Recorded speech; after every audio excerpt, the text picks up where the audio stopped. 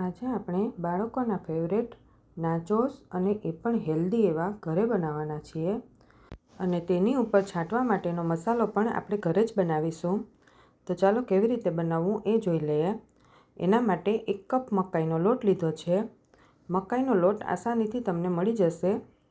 પછી તેમાં મીઠું સ્વાદ પ્રમાણે એડ કરી દઈએ, 1/4 ટીસ્પૂન જેટલી હળદર એડ કરી દઈએ અને અડધી ચમચી જેટલો અજમો એડ કરી દેવાનો છે. અજમાને આપણે આ રીતે સારી રીતે મસળીને એડ કરવાથી સુગંધ પણ ખૂબ સરસ આવશે. હવે થોડું નવસેકું ગરમ પાણી લેવાનું છે. એ પાણી અડધો કપ જેટલું આપણે પહેલાં એડ કરવાનું છે અને મકાઈના લોટને સારી રીતે તેમાં મિક્સ કરી લેવાનું છે. મકાઈના લોટને તેમાં મિક્સ કર્યા પછી તેને 5 થી 10 મિનિટ માટે રાખી દેવાનો છે. 5 થી 10 મિનિટ રાખ્યા પછી તેમાં અડધો કપ ઘઉંનો જે આપણો ઝીણો રોટલીનો લોટ આવે એ એડ કરવાનો છે અને 1 ટેબલસ્પૂન જેટલું તેલ એડ કરી દેવાનું છે. હવે આપણે તેને આ રીતે સારી રીતે મસળતું જવાનું છે અને લોટ બાંધતું જવાનું છે. જો પાણીની જરૂર પડે તો જ આપણે જે વધ્યું હોય ગરમ પાણી એ લેવાનું, લગભગ જરૂર નહીં પડે. આ રીતે લોટ બંધાઈ જશે અને લોટ આપણો એકદમ કઠણ નહીં અને એકદમ ઢીલો નહીં, મીડિયમ બાંધવાનો છે. હવે આ લોટને આપણે 5 થી 10 મિનિટ રેસ્ટ આપીશું. પછી આપણે એક મોટો લુવો લઈ લેવાનો છે. તેના ઉપર થોડો ઘઉંનો લોટ નાખીને આ રીતે વણી લેવાનું છે. આપણે એકદમ જાડું પણ નહીં અને એકદમ પાતળું પણ નહીં એવું વણવાનું છે. વધારે જાડું વણીએ તો વધારે ક્રિસ્પી નહીં થાય. હવે આપણે તેમાં ફોકથી કાણા પાડી દઈએ જેથી આપણા નાચોસ ફૂલાય નહીં અને તો જ આપણા ક્રિસ્પી બનશે નાચોસ. હવે તેને આપણે આ રીતે કટ કરી લેવાના છે. તમારે જે સાઇઝના કટ કરવા હોય એ સાઇઝના તમે કટ કરી શકો છો. હવે એક પટ્ટી ઉપર આપણે બીજી પટ્ટી મૂકવાની છે અને સાઈડની પટ્ટી ઉપર મૂકી દઈએ. પછી આ રીતે ક્રોસમાં તેને કટ કરવાનું છે જેથી ટ્રાયેંગલ શેપ આવી જશે. અને બીજી એક સરળ રીત પણ હું બતાવવાની છું. હવે આપણે 2 નાચોસ છે તો એક અલગ પાડી દઈએ અને જોઈ લઈએ તો એકદમ સરસ નાચોસ આપણા તૈયાર થઈ ગયા છે. હવે આને આપણે સાઈડમાં મૂકી દઈએ. પછી આપણે બીજી મીડિયમ સાઇઝની રોટલી વણી લેવાની અને તેમાં પણ ફોકથી કાણા પાડી દેવાના.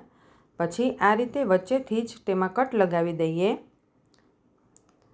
પહેલાં 4 પીસ પછી તેના 8 પીસ કરીએ એટલે એકદમ સરસ ટ્રાયેંગલ થઈ જશે અને વણવામાં પણ ખૂબ જ ઝડપ થાય છે આ રીતે વણશો એટલે. તો આ રીતે પણ આપણા નાચોસ એકદમ સરસ ટ્રાયેંગલ તૈયાર થઈ જશે. હવે આપણે તેને મીડિયમ ગરમ તેલમાં તળી લેવાનું છે.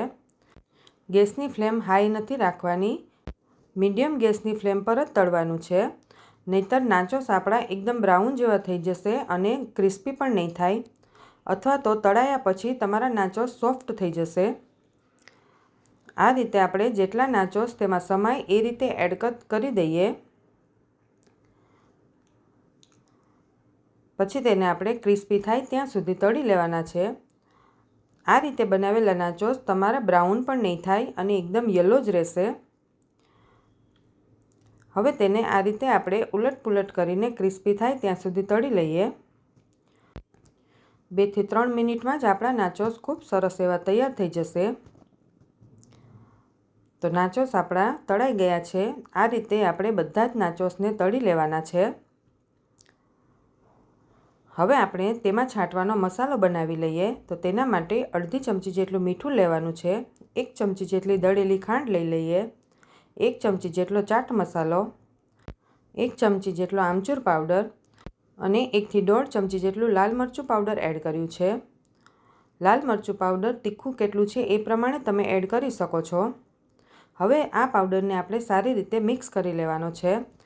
આ પાવડર એકદમ સરસ ખાટો મીઠો જેવો લાગે છે.